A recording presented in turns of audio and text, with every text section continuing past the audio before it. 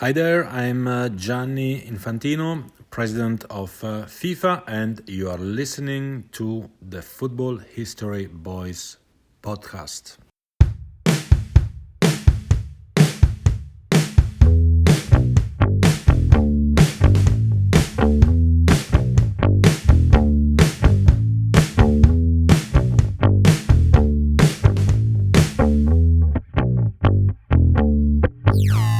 Hello and welcome to the Football History Boys podcast with me, Ben Jones, and of course my co-author, my co-writer, my co-historian, Gareth Thomas. Hello there, everyone. Good to be back. Right, so we got a few things to talk about today because we haven't done a podcast for a little while. We haven't done one, I don't think, since the coronavirus outbreak. So we're falling behind the rest of the podcast community who seem to have put out a lot in the last few weeks. But we have been, of course, busy because we have had our first book published in the last couple of days. Tell us more, Gareth. Yep, lots of you have been tweeting us, have been Facebooking us, saying you've bought the book, which is great. Our first book, Football's 50 Most Important Moments, is now out. You are now able to buy it, and hopefully still, even with coronavirus, you're able to get that book delivered to you fairly quick. It is great to see it high up on the Amazon rankings. So thank you to everyone who has bought our book so far. It's been great. I've got a list here of some people who have sent us pictures of the book in their hands, in their possession, which is really nice for us to see. A lot of personal friends or family and a few other people as well. A lot of other people from the Twitter community. So we got, let's have a look. Let's read out some names. We've got Ross Kilvington who's bought the book. And Ross Kilvington has written a couple of pieces for us in the past, so thank you very much, Ross. Jamie Galway as well. He also has written on our website in the past. He's got one of the books. Michael Kent.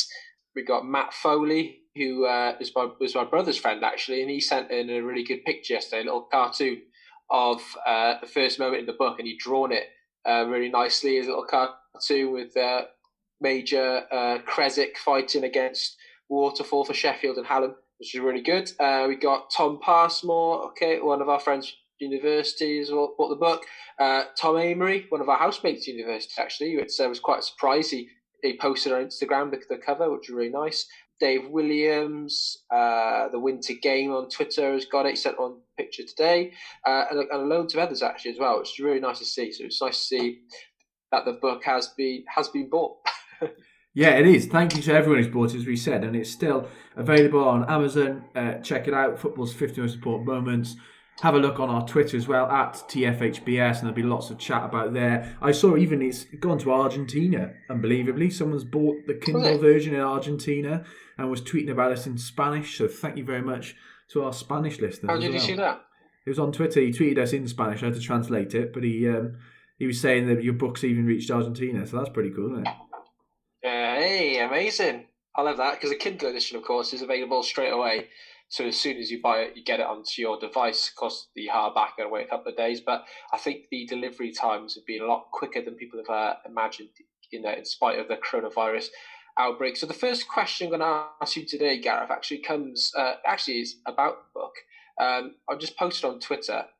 Has anyone got any questions for us to discuss today? Because obviously football's not on the TV or not on the radio or not really in the newspapers. So we're lacking for a lot of things, but that's the good thing about being football historians, is that we can look back into the past and have a great conversation about that. So the question I have for you comes from Richard Crooks. He tweets, what's the 51st most important moment? Oh, good question. Good question. This is one, I mean, we've said, other podcasts have been flying out, which is fair play to them, or we've appeared on a few and we're promoting the book. And so you've heard this before, Ben, but for me, I think one of those moments that gets on, not just because I'm a Cardiff fan, for me it would be 1927, Cardiff City winning the FA Cup. Not because Cardiff won the FA Cup, although it was important, the first time a non-English club, the only time a non-English club has won that hallowed trophy. But beyond that, it's the first time that this game or the FA Cup final, and then it leads to future finals and then eventually future league matches being broadcast on the radio. It was a live broadcast. There were broadcasts across the UK. In Cardiff in particular, they set up massive parks with big loudspeakers to be able to play that over the radio so people could listen to Cardiff City in the FA Cup final. Cardiff win that game. There's also stories of people across the country travelling to London to hear this final live in the fan parks in London too. And so there was a huge buzz about this game. So for me, that's quite important. Obviously, Cardiff City win that FA Cup against Herbert Chapman's Arsenal, which is no mean feat, a very good side. They includes a lucky cat as a good story about how the club adopted a lucky cat from a golf course that had followed them around in their pre-match warm-up or something like that. And so there's lots of different things to make that quite an interesting moment. So for me, I think that would get on just because it leads to the media that we have today and the excitement around sport that we're all missing, isn't it? That live broadcast of where you can sit down and watch a game. It starts back in the 1920s and the radio becomes really, really important to that growth. So I think that would be my 51st moment. What about you though, Ben? Well, mine's also linked to one of the podcasts we were on the other day. We were on Shoot the Defence with Michael Pieri. It was a fantastic interview. We had a great time on there. Lovely questions. He asked us not just about the book, but about our teaching background as well, which is really, really nice and kind. He mentioned the Brazil-Italy 3-2 game from 1982 as a huge moment because it was sort of the death of beautiful Brazilian football, and it sort of went against the sort of age-old tale that Brazil always plays nice football. Because they lost that game in Italy because they had a great attack, but they didn't have very good defence. They lost the game, and then since then they sort of become quite a negative anti-football side, really, and it really helps you to think about, it really revises that sort of traditional view of Brazil. So I think that would be my 51st moment, and I've had a few other people mention that to me. It's quite good though. We say in the book, and Michael said on the podcast the other day, he quoted our last line from the introduction, saying how football, if it's taught us nothing else, is truly a game of opinions. And I've seen a few other little discussions on people's Facebook posts, someone saying, "Oh, surely Arsenal's Invincibles is in there," and then someone saying, "No, it isn't." They go, "No, so obviously it would be in there 50 moments." And that's good. It shows that football is a personal game. It's a game which we all love, and we all have our own connections too. So that's what we wanted from this book, was to provoke debate, and that's what it has done. But I think in a nice way. It's been friendly debate, good discussions, good points raised. We're not going to say you're wrong. We're not going to say you're right. It's just whatever your opinion is. And that's good. Okay, next question. Right. So this is from another person on Twitter. This is from Dougie Brimson. Now, Dougie Brimson is quite a well-known writer. He has a very quick question. Hoolilit, good or bad? So that is obviously books or literature about hooliganism. Do you think it's a good or a bad thing? Now, Dougie Brimson is someone who in the past has written a number of novels with hooliganism as a theme. Obviously, your dissertation was on football hooliganism, and you will have read a bit of hooligan literature when you do your research. So what do you think? Yeah, that's an interesting one, isn't it? I mean, in some ways, I think the hooligan literature often is there to try and glorify those days of hooliganism, and you get some who are reminiscing on their favourite sort of moments, their favourite fights and things like that. That's not what I was necessarily looking at as my part of my dissertation. Mine was the response to it, the government response to it, and how perhaps things weren't done in the best way or dealt with in the best way, and how eventually, of course, you can pinpoint those moments as leading quite obviously to Heysel, which was the disaster in 1985, which we include in our book, which was quite a key moment in the hooligan era. But also we got Hillsborough, which was part of the government response, and we've talked about it a lot. One of our favourite quotes, isn't it, that football was sick in the 80s. It may have been terminal. And I think hooligan literature sometimes is almost trying to promote hooliganism, where actually we saw that hooliganism very nearly, or at certain points, quite literally brought football to its knees, to a point where it almost disappeared. However, there are some good stories and good moments from it, and there's one in our book where we talk about Heysel, and quite interestingly, one of the Everton hooligans went to that Heysel game to sort of join in the hooliganism, I guess. Even though it was Liverpool versus Juventus, he was an Everton fan, he went along and joined that game. But he talks about how when he saw Heysel, that is one of those things that made him almost want to turn his back on hooliganism, because he saw what was happening and he thought, this is not the hooliganism for me. And in his book, he writes how that wasn't his idea of hooliganism. This violence, this death, the fact that people lost their lives, for him, it was more you'd have a bit of a scrap, and then you'd go home and, you'd live your life normally. As soon as people start dying, and that's what we get in 1985, and then eventually, of course, 1989, As a result of the cages that were brought in because of hooliganism and things like that, we see the deaths. And so I think it's an important era of football. It's one that people don't always know about in the modern world. And for us as teachers, I've talked about it in my class, certainly in the high school, talked about hooliganism and the dangers around it and how football was broken at this point of time. So I do think it's important. But, there's some interesting stories. There's always great stories to read on there as well, in fairness. Yeah, I think his writing was more to do almost at the same time as it was all going on. And I know a lot of his books are coming from that sort of working background. It's more about the sort of reasons why it's happening or why there's hooliganism, as opposed to just sort of a more recent book which might glorify it, or a recent film like Green Street or something, which sort of tries to make out like it's all the good old days. Well, as people consider it in the good old days, which is a bit ridiculous, really. Yeah, I know his writing is a lot more from the left.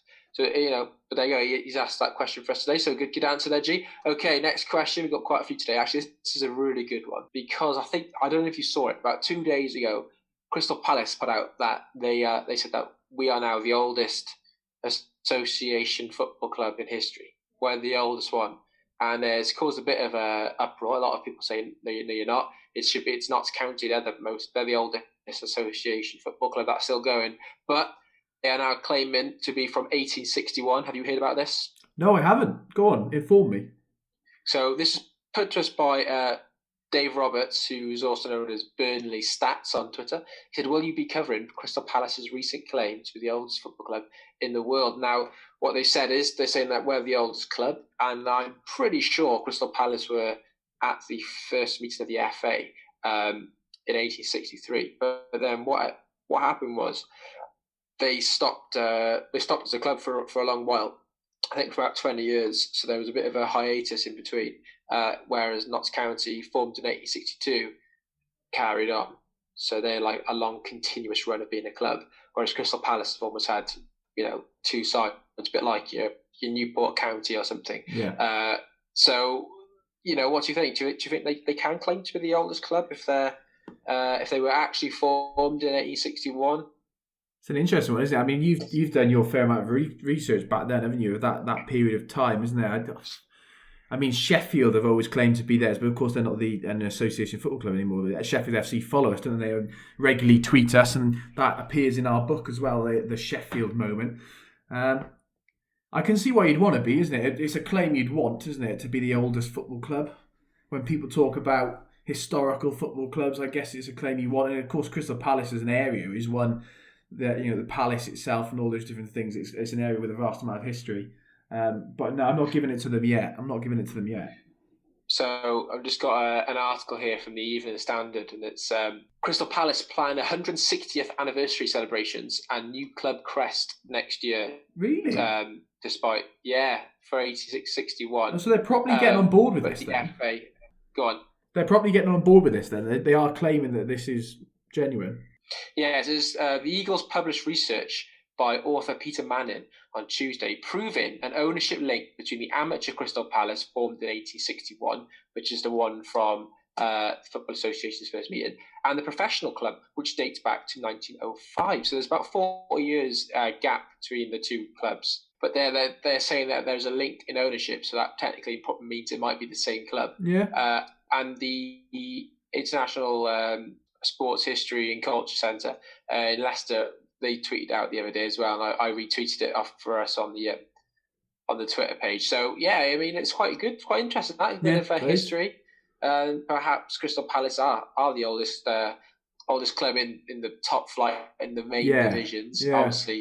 Obviously, as we well know, Sheffield FC 1857 older, Hallam FC 1860 older as well. Because there was a post saying Crystal Palace are now the second oldest club. And then Sheffield FC tweeted Hallam FC saying, I think they've forgotten about you. So, there we go. So, good links to our book as well there, which is always nice to see. Yeah, good bit of research. I'll tell you what, another good bit of research you've been looking into, and this could be groundbreaking research about sort of the history of the length of a football match. Tell us a little bit about what you've done there. Oh my gosh, this has been hours and hours of my life. So since we've been in lockdown, me and Gareth and I, we've been writing our new book, which is all about a 90-minute game. And the introduction, I wanted to put a bit of history about how football became 90 minutes and why it's 90 minutes and so on. So I started doing my research, as always, going on the British Newspaper Archive or reading some of the best sports history books, Matthew Taylor's Association Game or British Health Sport and the British, Derek Burley, Mike Huggins, loads of these great writers. And I was looking through them and I couldn't see anything definitive about the duration of the game. And I thought, okay, they haven't got much writing in there about them. So I'll go on the British Newspaper Archive, I'll type in football hour and a half and see what comes up. And what I noticed is in the first FA rules, there's no actual rule about the duration of a game. And then I found a lot of articles from the late 1860s saying some games are lasting 2 hours, some games are lasting an hour, some are lasting an hour and a half, and so on. And I thought, this is a bit strange. But then, as it sort of goes on, as from the 1870s onwards in the FA Cup, the idea of 90 minutes becomes more and more definitive. However, it's still not actually in the rules. So we actually went into the IFAB's minute books, and we had a great little look through them. And the oldest ones are actually handwritten, so we had to really squint our eyes to see what they're reading. Fortunately, we're both teachers, so we can read quite bad handwriting. I guess it's probably good handwriting because it's written by some upper class boff or something. But I found 1897 was the first time it was actually written as a law of the game to last 90 minutes, which I was quite surprised about because that's a good 34 years after the FA. Yeah. And then we did. You sent me an article, didn't you, from one of the newspapers about it seemed to have the answer of when football became 90 minutes. It was really poor research. It said 1866 Sheffield played a game against London, whoever London are, it lasted 90 minutes, and it just stuck from there.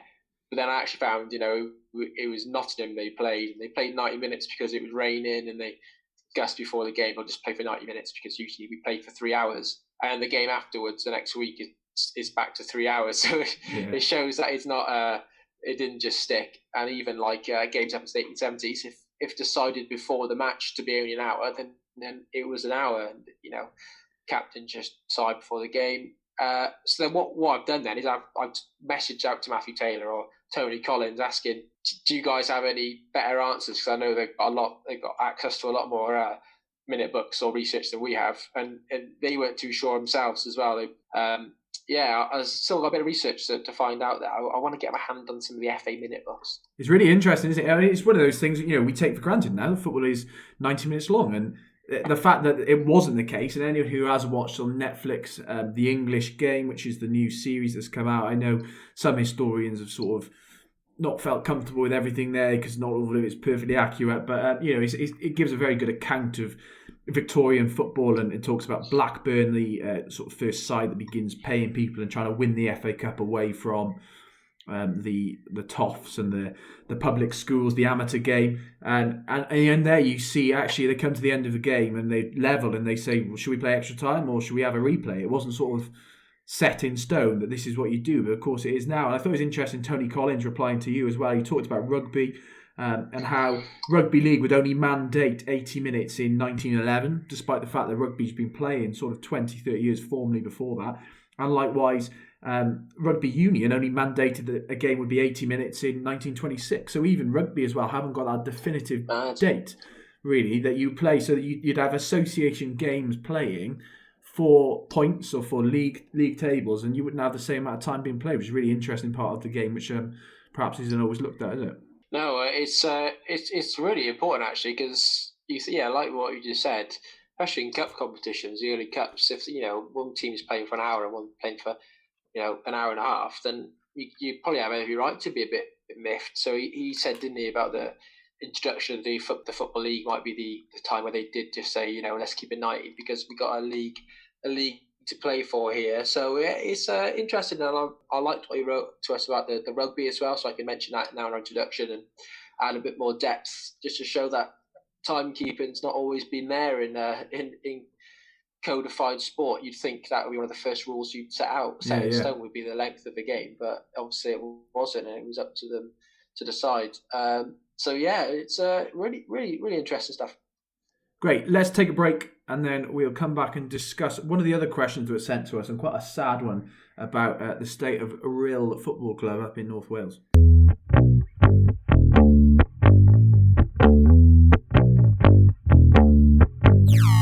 Okay, welcome back. Yeah, as we said then, just before our break, we were talking about how actually it's a very sad story. Rhyl Football Club up in North Wales have called in the administrators after 141 years of existence, an incredibly old football club.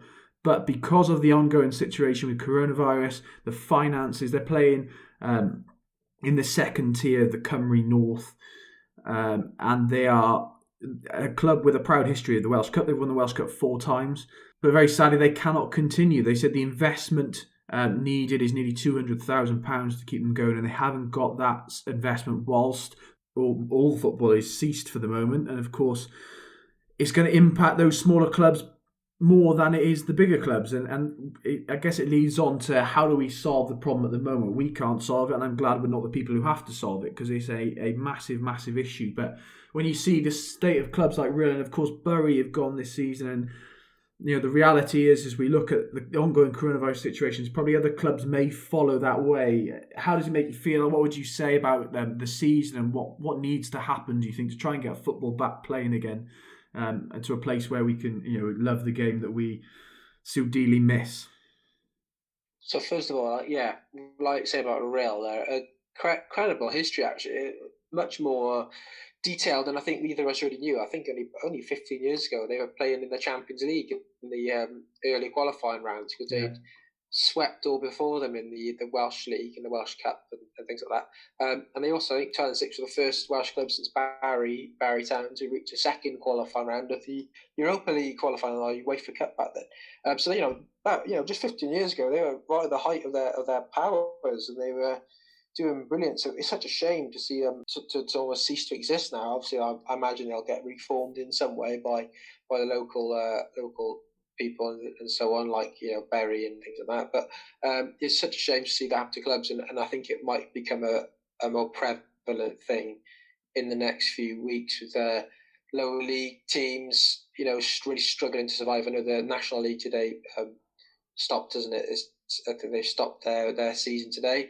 And obviously all the leagues below that have already stopped. Thoughts on football and how it's going to survive now for the next few months. I mean, my view is that the season just needs to finish, because I feel like it's more important just to finish this one than start a new one. Of course, that wherever you finish in a league, there's prize money and there's things like that. There's playoff finals and so on, which are obviously the most lucrative games in sport. So there's still money to be won there through prize funds. And I think if they void a season, can leagues legally say we haven't got to give you any prize money because the season never happened and so on. So I think there's reasons there that the game might have to continue whenever that might be. I mean, you never know. It might finish next summer in the end. It might just be a huge break in between, and next summer it finishes, and then you have the Euros and so on, and the Women's Euros as well. So it's the year after, sorry. So it's a really difficult situation. I think you've looked into it a little bit more detail than me, haven't you? Especially with the lower league teams, because obviously you support Cardiff City, and us both being Welsh and having good knowledge of Newport County down in Division. I was just about to say Division 3. Then show my age now, Gareth. Down in League 2. So what do you think? I think it's a really, really difficult one. It's almost an impossible situation for football. I think the Scottish clubs below the Scottish Premier League have voted to cease the season, not void it. I think a lot of people say void it. I've not got any time for people who say void it to stop people like Liverpool win the league or stop Leeds getting promoted. I've got no time for that argument. What I think it would have to be is cease, stop where we are. And I think I would almost, if that's going to save football clubs, I would come down on that side of things, because what that means is, and what that meant for Scottish football is that they're now able to give that prize money to the clubs. It unlocks the prize money that keeps those clubs going, hopefully for the next couple of weeks and months.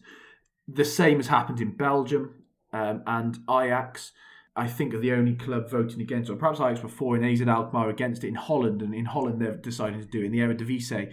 That is despite Ajax and AZ being level on points and Ajax ahead just on goal difference. They still may cease that season and give the title to Ajax. I don't know whether there'd be a challenge and maybe a playoff or something, but they'd give the title to Ajax in that situation. But the problem is what they're saying is we just cannot financially keep going with this season.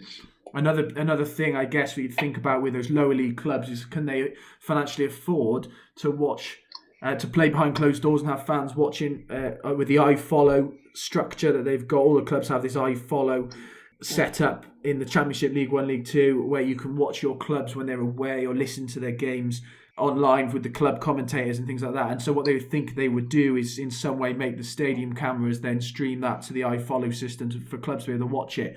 However, of course, that brings no revenue to the clubs themselves. And so how will those smaller clubs survive whilst having to pay players' wages, but with no fans coming through the door? In the Premier League, it may be that the clubs, I don't know, but say 10, 20% of their income comes from match-going fans. In leagues even as low as sort of the Championship, or just one level below, 2 levels below, in League 1, 80-90% of a club's income comes from match day supporters. And so whilst we can say for the Premier League just play behind closed doors, I don't think that necessarily answers the problem for the lower leagues. And so I don't know what the answer is there. I'd like to see football continue. However, again, if we're talking 3-4 months' time, will anyone have any appetite for it? I know Liverpool fans will, and I know probably Leeds fans will. Likewise, clubs who are on the verge of trying to just keep themselves in the Champions League spots. Sheffield United hoping to make a Champions League spot. They will want to restart the season. But for the rest of the clubs, will there be an appetite? Will Tottenham want to play? Will Arsenal want to play? Will Villa want to play? And so one thing I thought perhaps we could have is where 2 clubs go up. So we'd have Leeds and West Brom go up, and the 2 from the League 1 come up as well. No one goes down, and so we just extend the Premier League into a 22-team Premier League. 5 teams go down next season instead, and so we work that way. So Liverpool get their title. The Champions League places are decided as they are because most of them are safe, apart from that final spot. And obviously there's a legal challenge and all this stuff with Man City to go on there.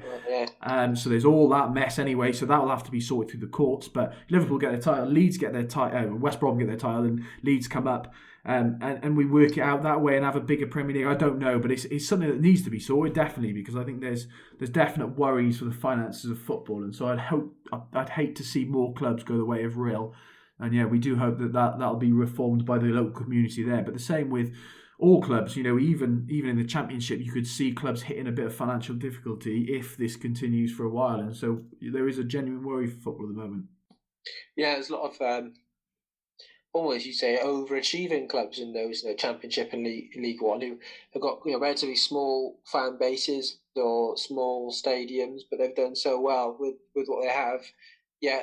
This could be their downfall now with the lack of finances. So yeah, really good points there. Good points made. I think we had a discussion, didn't we?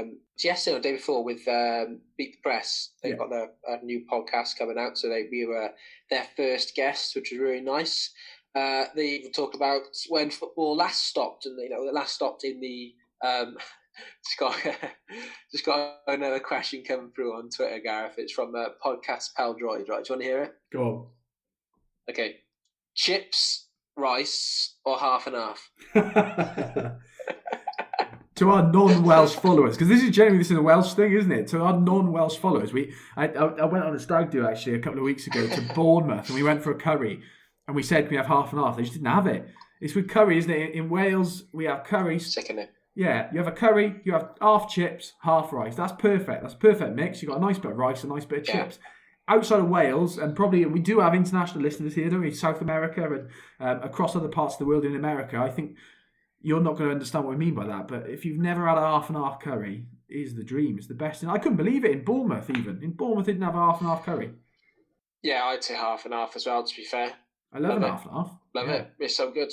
I was always I was always a traditionalist. I was always rice. And then about a couple of years ago, I was at the local curry house. And I said, you know what? I'm just going to go for it, go with chips. I mean, everyone else seems to be doing it. And oh my God, it's a taste sensation. Amazing. It's so good. I think that probably is the name of our podcast now. This episode. Yeah, 100%. Yes. Right. Back to what I was saying. They have given us a proper question, but I'll just finish off what I was saying about when football was last stopped. So 1939, World War II, the outbreak, football stopped pretty much immediately, especially at the top flight level. Obviously, similar worries to today, with fans congregating in large numbers. Like today, obviously, it's, you can't have any gatherings of more than one now, I guess, coronavirus. But back then, a large gathering was a worry, especially with a war going on, especially then during the Battle of Britain and the bombing raids, which were to happen at the start of the war, sometimes during the day. So there was a big worry about football. What I did read really interestingly was how a lot of the games that were being played, so lower league games or friendlies that have been arranged, was the games would constantly be disrupted and stopped if a air raid siren came on. So they'd be playing the game and the siren would start blaring out and they'd stop the game, and then the siren would go off and they'd restart the game, and then they stop it again. And I think there was a match in Chelsea which lasted over 3 hours because they kept having to stop and start the game. And eventually, as the bombing raids became a nighttime thing, they could actually start playing games in the daytime again. So there was a lot of, it's weird, really, isn't it, comparing coronavirus to the war, because the war is another level, really, isn't it? And although coronavirus is a bit of a pain, the wars are a bit different. And obviously, footballers were actually going off to fight in the war. But what I found interesting was we always sort of had that traditional view that, like the First World War, football got stopped and everyone was happy about it. Football, you stopped the game because there's a greater fight going on, and that fight is against Germans. However, it was two completely different ways of dealing with it from 1914 and 1939. You got 1914, football carries on for a year, especially in the top flight. The lower leagues have stopped, but the Football League, the First Division, says we're going to carry on. And that's mainly because the government didn't really have much input into what was going on. So they said, we're not going to do anything about it. So the Football League carries on. They think the war's going to last a few months. It ends up lasting, 4 years. And after that first Christmas, when the horrors at the front line and the Western Front are starting to be relayed back to the people, the growing pressure, especially from the press, to stop the football grows in mounts, and eventually it does, because they've been called unpatriotic and so on. You're the most fit and able people in the country. You should be doing your duty. However, the Second World War then is different. I think the football has become such a national game, and everyone in the country was being affected by it indirectly or directly, and the government and so on starts to realise that football's got a really positive impact on so many people. And it does raise morale. So much of their lives are being invested in this game. Just to take it away, it isn't a good thing, and it could have a negative impact. So even though they've stopped the main football, I think just 3 or 4 days later there was an article, I think, in the Derby Daily Telegraph saying, talking about how they could resume the game in some way. So straight after it's being suspended, they're coming up with new ways and new methods, and that's why we get the wartime friendlies and wartime cups, which you know a bit more about. Yeah. So, I mean, that's a brilliant way of comparing the two, isn't it? How in 1915 it's seen as this unpatriotic thing that has to stop, whereas in 1939 we get this football. Actually, we need to stop it formally, but we need to try and keep it as sort of a regional league or a regional cup competition as much as we can. And so I found loads of different articles. The first one, Nottingham Journal, the 9th of September, the day after football is announced as suspended, and so it's reported the next day in the newspaper. Football news. As no professional football is being played at present, the publication of football news is suspended. It announces that football for the time being is over. And likewise in the Coventry Evening Telegraph on the same day, you get a summary of the short season. Of course, the season started in August, and by the start of September, war is declared. And they announce sort of their end of season review, even though it'd only been a couple of games in. And so we get that. But we also then straight away start to see these regional tournaments taking place. And so in Scotland, just a week later, on the 14th of September, they announced that new regional friendlies will be played. You also get that alongside pictures of footballers playing, soldiers playing football together in Kent, where they're training. You also get pictures from other parts of the country playing football. And so we start to see that football is this really, really important thing. Just some stats about how many footballers actually joined up. By April 1940, This is according to the Picture Post magazine. 629 professional footballers had joined the armed forces. 514 joined the army, 84 joined the RAF, and 31 joined the Royal Navy. A huge amount go and serve and give their lives for their country. In 1940, actually, one factory in Oldbury in the Midlands employs 18 West Brom players to go and work in the factory. They haven't gone to fight, but they've gone to work in the factory instead. And so we get this footballers giving themselves for their country still. Okay, they were not considered unpatriotic anymore. In fact, actually, they were incredibly patriotic. Then we also get, as you mentioned, those regional leagues and the regional tournaments where you'd get guest players turning up. You'd get people who were serving in the armed forces, who were stationed in parts of the country, turning out for the local teams. And we see some great accounts of that. So there's one match in May 1943, a match at Chelsea, was attended by 55,000 people. It raised £8,000 for the Navy, and so they hosted those games.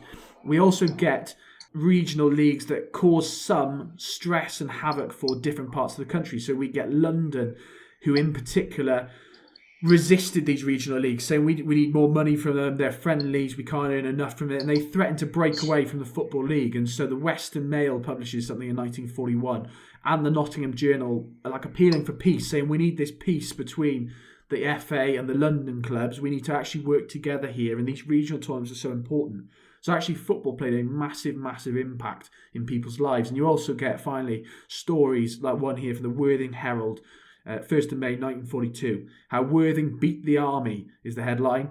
They play the army. Worthing, the local side, play the army. You also you get even prisoners of war turning up and playing as prisoners of war teams against local sides.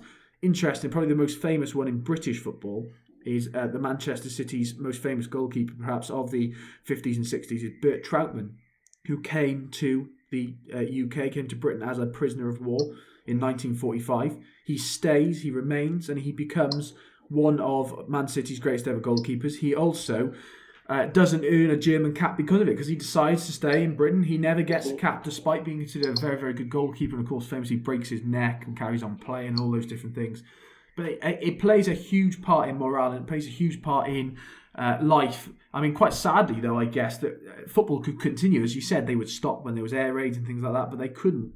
They could play, whereas for us here today, we've got it worse in some ways, I suppose, in terms of football being used, because we cannot play. Footballers cannot gather together. I know the WWE, the Wrestling Federation, have continued their matches because the wrestlers are isolating together, and so they're able to wrestle. And other sports in other parts of the countries are trying to play.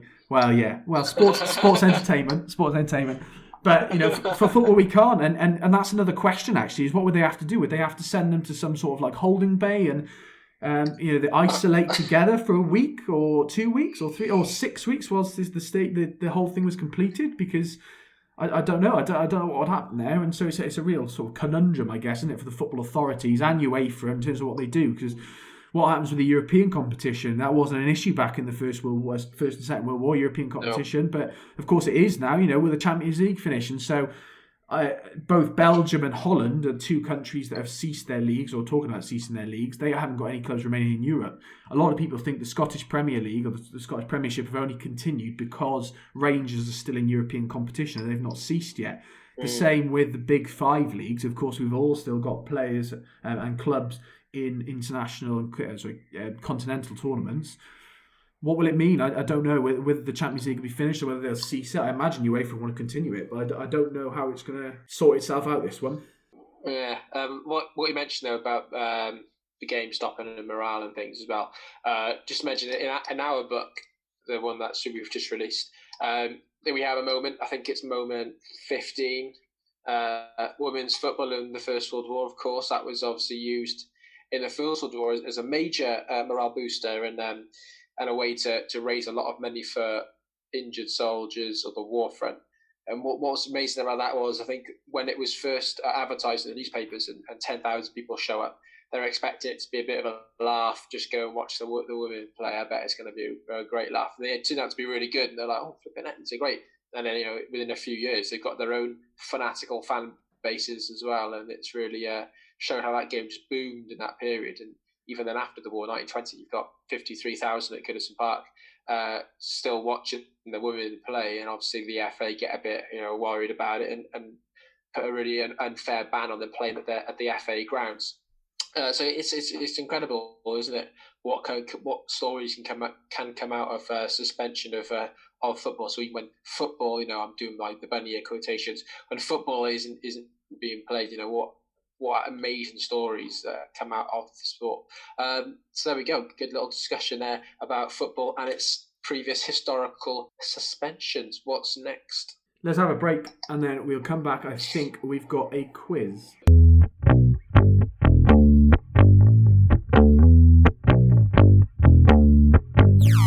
Okay, welcome back. I've got a quiz for you, Ben. We didn't get time for this in our last episode, but I've kept it for you.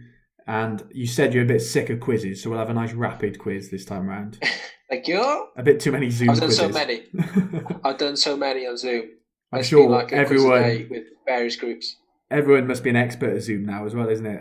I've paid for Zoom Pro. That's crazy, isn't it? I've paid for Zoom Pro. That's how much I've been using it. That's where I'm right now. Fair enough. So thank you, Zoom. Thank you for that as well, because you've kept us alive in terms of your tech connectivity.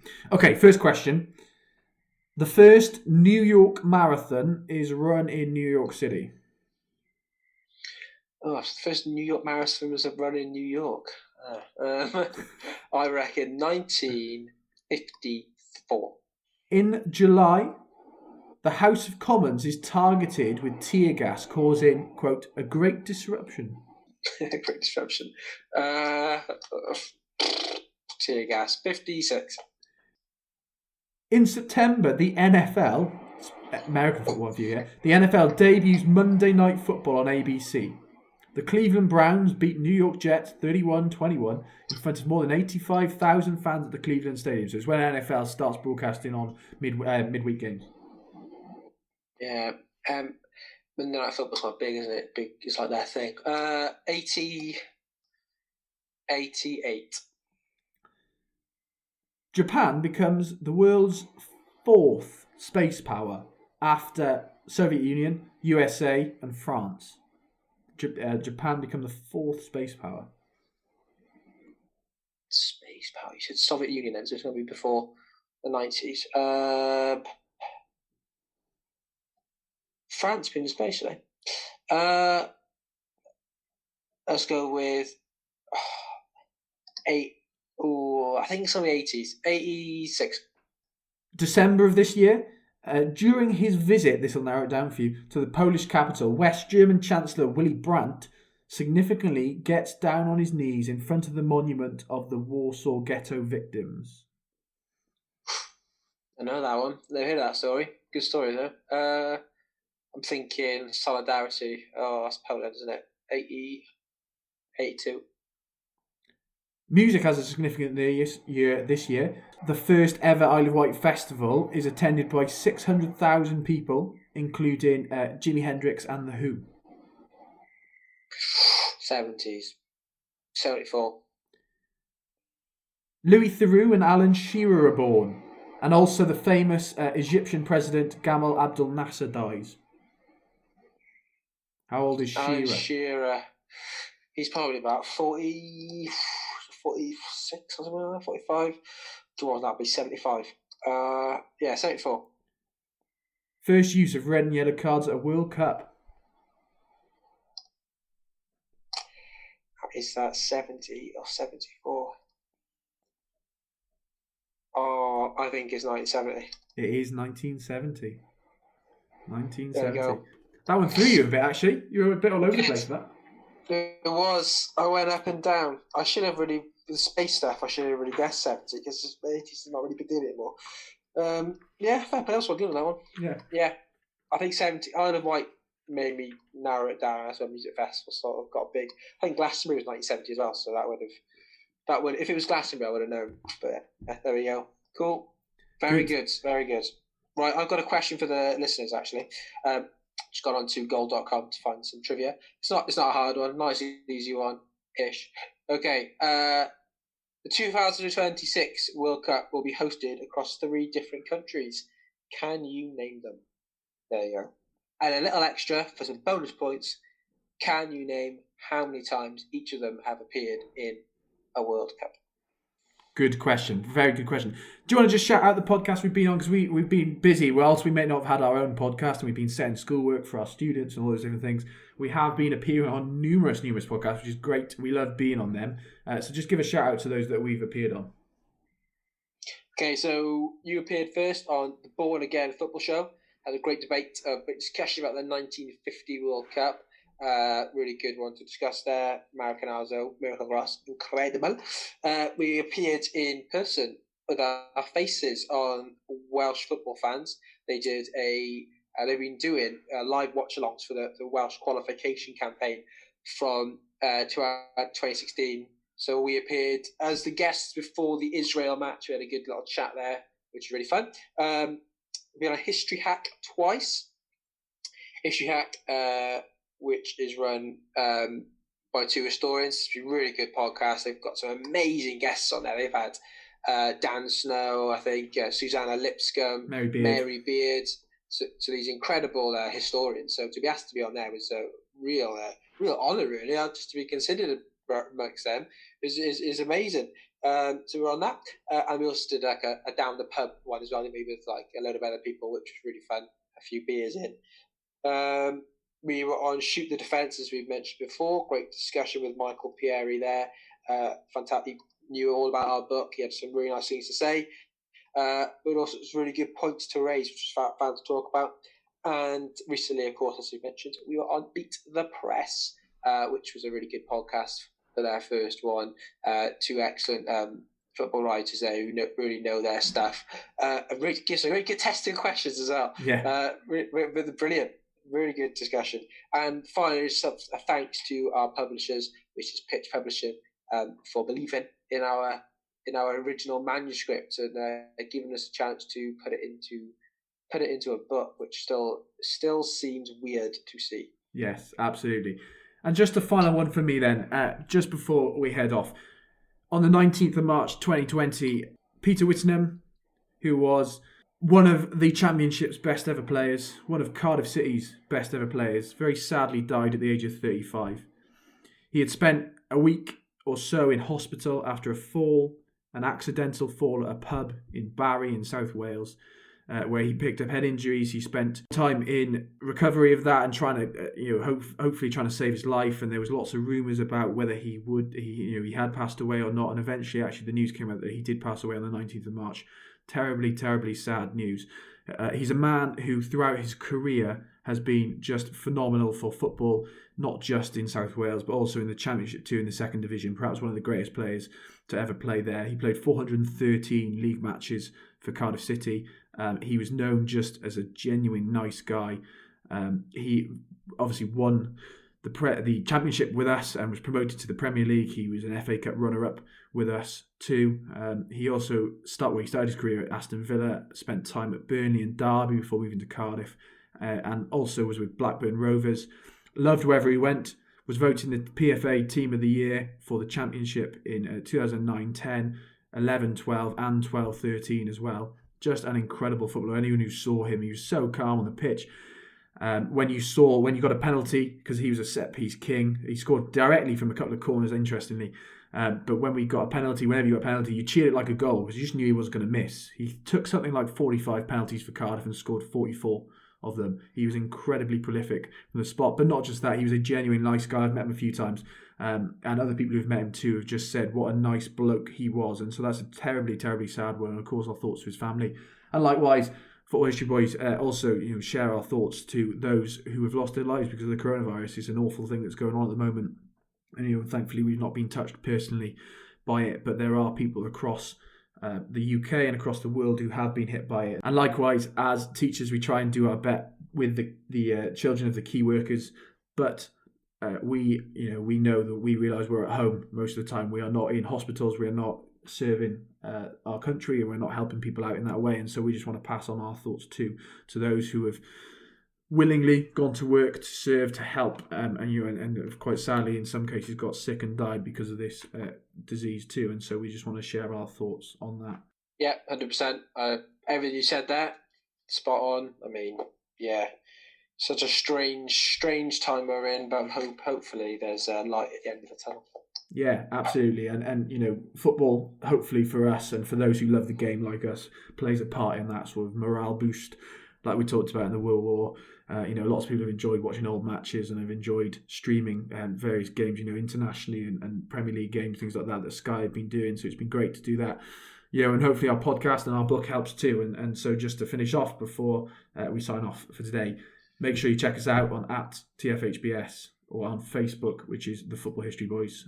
Where can you get the book, Ben? You can get the book on amazon.co.uk. I think that's the most popular destination to buy it. You can buy it as a hardcover or as an ebook. On there, I think the hardcover is $16.99 and the ebook is $9.99, so considerably cheaper. You can also get it on Waterstones and the Daily Telegraph. I think are selling it too, and a few other sites as well. So if you head over to any of them or to Pitch Publishing, as they have all the links on their site as well, you can find the ways to buy the book. I'm going to finish off, Gareth, with one last question sent in by a Twitter follower just now. Do you want it? Go on. What is the best chip shop on Caroline Street, Chippy Lane? What is the best chip shop? Oh, that's such a Cardiff-specific question for all our listeners, isn't it? It is. It's a famous takeaway lane street, isn't it, in the centre of Cardiff? Yeah. They'll listen to the end now, won't they, sir? Yeah, absolutely. And just to say, very finally, make sure you check out our website too, thefootballhistoryboys.com. We've got a load of new articles. It's been great actually to have lots of guest pieces for us. People like Alex Horsburgh, who's a radio presenter up in Scotland, has written about 6 articles for us on the history of Scottish football. It's not something we've done a vast amount about, and so it's great to have some of his articles on there too. We've also had other guest pieces, and so if you want to get in touch with that, just give it a message on Twitter. We'd love to have some more articles from people sharing their love for the beautiful game on there too. But you haven't actually answered the question. What is the best chip shop?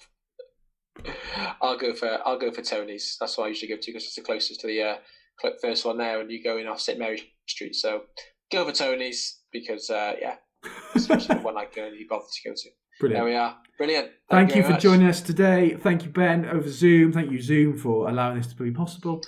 Have a good week. We'll hopefully try and get one in sooner than 2 months because we've been leaving them sort of 2 months every podcast, haven't we? We were asked by some people, when's the podcast coming back? So it's nice to get back and do another one. So hopefully we'll get on another one soon too. Goodbye.